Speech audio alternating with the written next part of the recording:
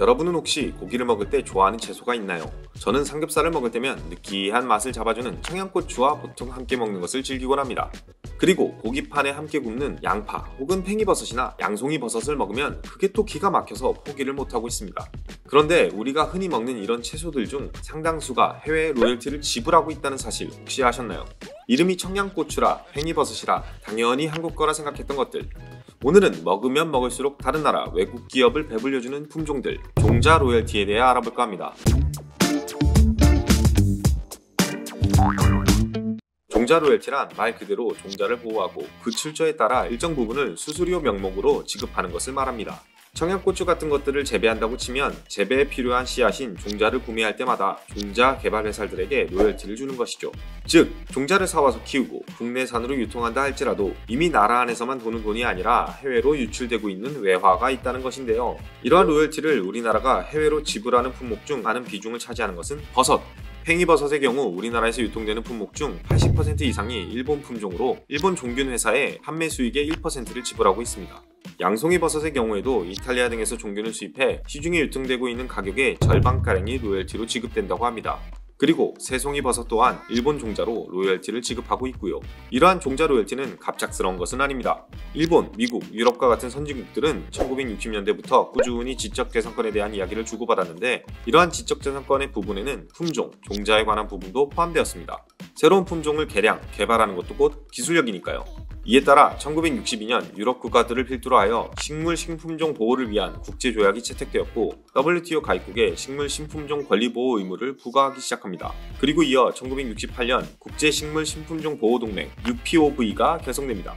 2020년 기준 총 76개 국가가 가입되어 있는 이 UPOV에 대한민국은 2002년 가입했고 이때부터 사실상 종자 로열티의 중요성이 대한민국에서 더욱 중요해지기 시작했습니다.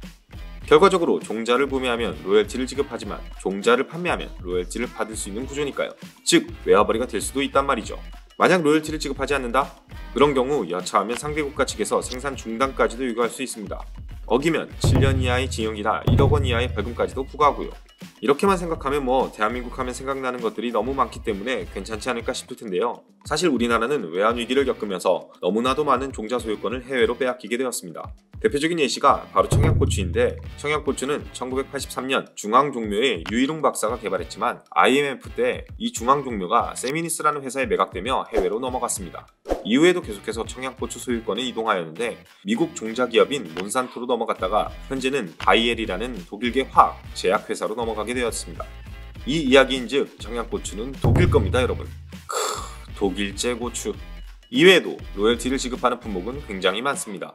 양파와 양배추도 일본산 종자를 쓰고 있고 이는 국내 시장에서 70에서 80% 정도의 점유율을 보유하고 있으니 거의 먹는 양파나 양배추가 있다 하면 일본에 열심히 로열티를 주고 있다고 생각해도 될 정도인 듯 하네요. 실제로 농촌진흥청에 따르면 우리나라가 2010년부터 2019년까지 해외로 지급한 종자 로열티는 4개 분야 12개 장목에서 총 1,367억 원이었다고 합니다. 이 중 가장 많은 로열티를 지불한 분야는 화훼였고 버섯이나 과수도 각각 492억 원과 241억 원을 지불했다고 합니다. 굉장히 많은 비용을 지불하고 있는 대한민국. 물론 벌어들여오는 돈도 있습니다만 총 1367억 원이나 지급하는 동안 우리가 벌어들인 돈은 약 26억 원, 고작 2% 남짓한 돈이네요. 지적재산권을 강화해야 된다는 목소리의 이유가 새삼 실감납니다. 어찌 보면 우리나라는 이러한 종자 로열티, 지적재산권 분야의 약자입니다. 가령 우리가 제주도 하면 떠오르는 과일, 감귤의 경우 94%가 일본 품종입니다. 한라봉 또한 일본에서 만들어진 시라누이라는 품종으로 제주도에서 재배되어 한라봉으로 팔리고 있는 것뿐입니다. 향이 천리 밖에서도 난다는 제주도 대표귤인 천혜향도 일본에서 개발된 품종이고 레드향, 황금향 모두 일본에서 교배해 육성한 품종입니다. 그래도 다행인 점은 일본에서 우리나라의 품종 등록 시기를 놓쳐 과일에 대한 로열티를 받고 있지는 않다고 하네요. 그렇다 하더라도 믿었던 제주도 과일들마저 일본 거라고 하니 우리나라도 종자 개발에 분발해야 되지 않을까 생각이 드실 겁니다.